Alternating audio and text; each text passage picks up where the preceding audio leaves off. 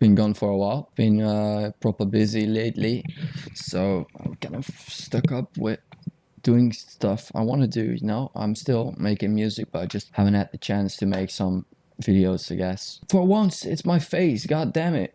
This is the first time you'll actually see my face, then probably the last time we'll see a stupid fucking mask. I'm just kind of sick of it. But yeah, this is how I look like. Anyways, let's talk about today's video. I made a quick beginner song, and later I'm probably gonna make some. It's gonna be a playlist of 3 videos. This video is gonna cover episode 1, beginner. Well, it's not very beginner, but I'm gonna show you the basics of making hard techno. Actually, in my way for once, not in some 9x9 alignment, other stuff. This is just straight up me, what I figured out over the years, and this is sort of my genre I want to share with you. Okay, so I'm gonna guide you over how to make some basic hard techno. This is not too anything advanced, it's just a pretty basic hard techno song. I'll play the drop right here.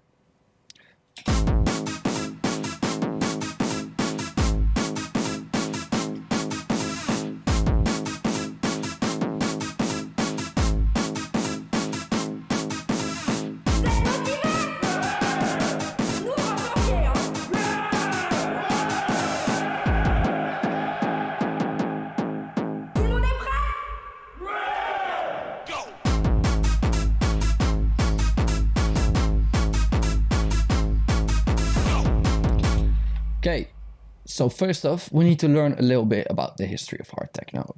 Hard techno is pretty much the sort of between hardcore or early hardcore and mellow, so house music. So it's kind of an in-between. It's a nice mix between techno and hardcore. Of course, the name then hard techno. So first off, let's start with the kick.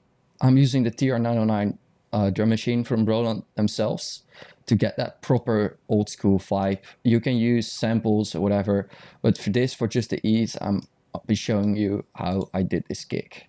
So the kick just has a very basic kick pattern. I did play with it a little bit, just added some double hits, triple hits, and it sounds a little like this on its own.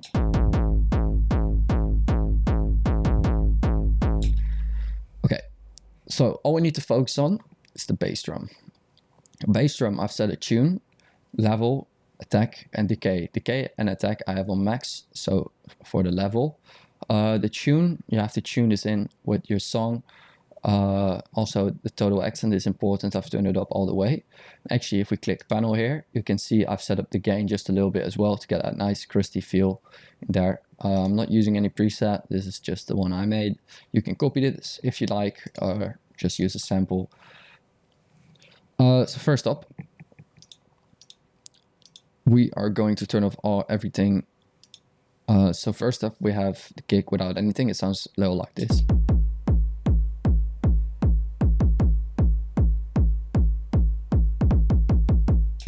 Nothing too interesting, but once we add a saturator, it's going to start changing it drastically. I have a medium curve, set the bass to -6.29 and the drive of 10, so it's going to be quite loud. Now I added a saturator, standard clip. I'm using saturation on the clip, so it's clipping and giving it saturation. I'm doing it quite heavily, but as you can see, it's still getting like the decay nice. And the decay is important because the decay signals when the next kick is going to come up for, let's say, record blocks. If you have this like going just like a straight line, record blocks will just lose everything. And of course, we're making tracks for DJs to play.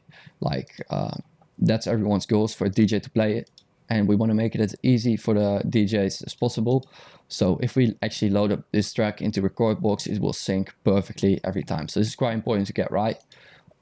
For me, it was just putting the decay all the way up, but you might have to play with the decay of the track a little bit. So as I explained in my previous videos, if you have a MIDI, just grab a kick and mess with the decay. And I'm usually got standard clip open and actually see when the kick sort of starts falling off at the end, which is great. Also added some saturation, so it sounds even better. Without this, it sounds like just gets it extra spicy. Next up, this is a little bit more complicated. I have added an actual rumble for once. Really basic rumble. I want it very boomy, very boom, boom, boom-ish. So I've done this. I have an echo on 1/16 notes. It usually comes on dotted, but I've changed it to notes to get it properly in line. I've added a little bit of reverb and cranked the feedback by 1%.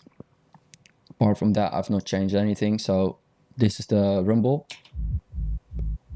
I've also cut off all the highs, added a little bit of reverb. I especially like this reverb LFO tool just to make it go well with the kick. Otherwise, everything is going over each other and it sounds like ass. So everything together sounds.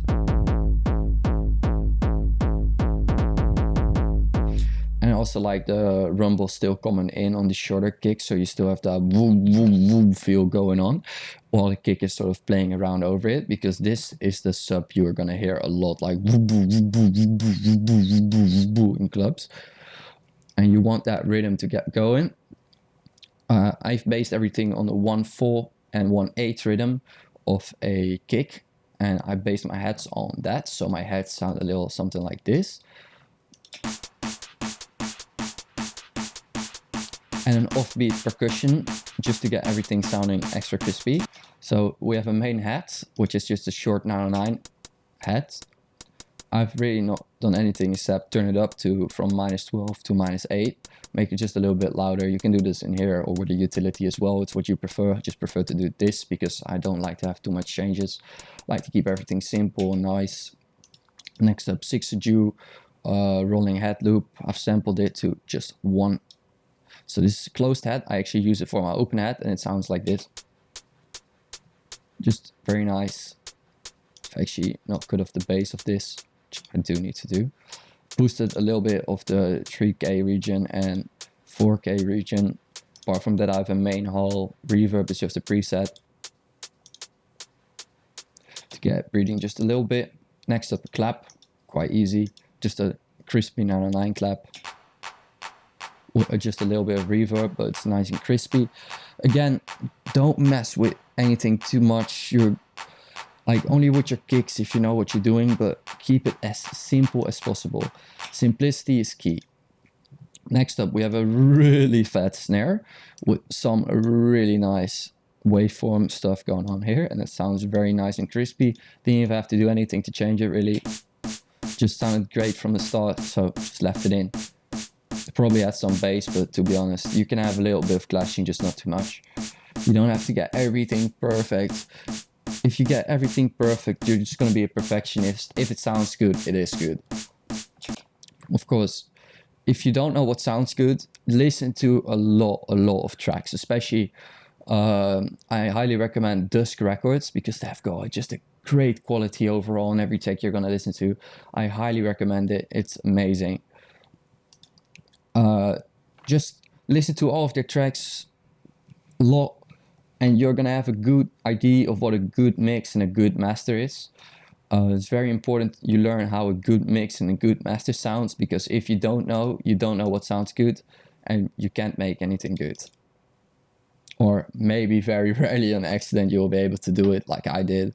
I had a couple of lucky strikes, but this is really important. A lot of people underestimate this a lot. Next up is the percussion. Nothing special going on here. Just a weird sort of white noise, ghost sounding. I've only shortened the decay just a little bit, added a little bit of release. EQ the highs up by a fuckload because there's no highs, so it wasn't peeking through the mix in any way. Got rid of some of the 1K because you want to make some room for the synths and other drums. And next up is the other open hi-hat, which is actually used as a ride. Plays a closed open, so closed open. Really easy, really simple. Next up, this is going to be a little bit more complicated than what I'm showing you now. It's the processing on the synth. I've made a rack for myself. You can do that as well. Also, if you want to get some really nice, crispy, loud sounds, I recommend getting Core Compressor. I use the Loudness Wars 2008 preset just a lot. It's just amazing. And it sounds like this. I'm not going to show you the preset, but if you want to know, you will find out. Just mess around with Rave Generator a lot. If you like this sort of rave stab sounds. This is not really a rave stab, it's a Hoover. I especially like this Hoover, just it's like a key to my sound. Ever since I made Have You Ever Fucked Up Cocaine, I just been in love with the synth. It sounds amazing. I've also used experimented with a lot of other synths like Hoovers. I've made it, like hundreds of them myself, but just this one just hits the spot, you know. Auto filter, didn't actually do anything with this, but I just left it on in case I want to add some like fun, some of that fun stuff, you know. Next up, EQ. Do this based on what synth you're using. So I wanted to boost some of the 1K around here. I made space for that around here as well. I based everything on this synth pretty much, and the kick. The kick shows what rhythm the track is going to be in, and you base your synth off that, and you base the drums based off your synth. Wait, that's really confusing, but it's EQing wise, you know. The rhythm is dedicated by the kick, the mix is dedicated by the synth. Your kick is always going to need a big heavy sub, otherwise it's just not going to work and people will not like it. And of course we all love fucking bass, that's why we make this genre. Just a boom, boom, boom, boom. It sounds amazing. The 4 on the floor kick is just so legendary in techno. Every time it comes up people go crazy, and I've heard it a million times and it just still works. Just the amount of stuff you can do with just one rhythm is crazy. Just you can experiment, just don't go too far. You can go too low and too far and find the mid grounds. That's what I usually do. I made some really, really over processed songs and some really, really basic songs, and this is the middle ground, I'm telling you. Apart from that, reverb, stereo spreader. Actually, this stereo spreader is key in music production, especially for the delay based generator. You can set a frequency, which is just amazing, and this is where you can dedicate the full stereo width of your track and your individual elements. And without this, it sounds so just dry and boring. With this, it sounds like, it just sounds more right in your face. That's what I like. Apart from that, just a little bit of pan to keep things interesting. Didn't end up using the Reverb Black Mask. Also a really great plugin and recommend picking it up. I use it quite often, and you hear it in like very small segments just to keep things interesting and nice and going. I've turned up the stereo image just a little bit because it was just a little bit too wide, so I made it less wide. Here I got another variation on the synth, which is just another loop, and I've made that sound good with some EQ. And this is quite heavy, so I did a -16 on the utility. Of course, the vocal is great. Ripped it from YouTube. This one is from the Thunderdome pack, so it sounds like this. It's a little bit too loud actually.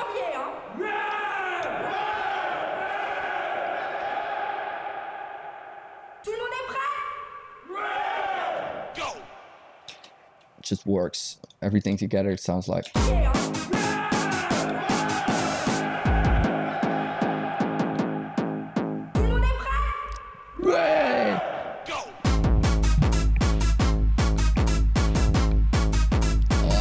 Love it.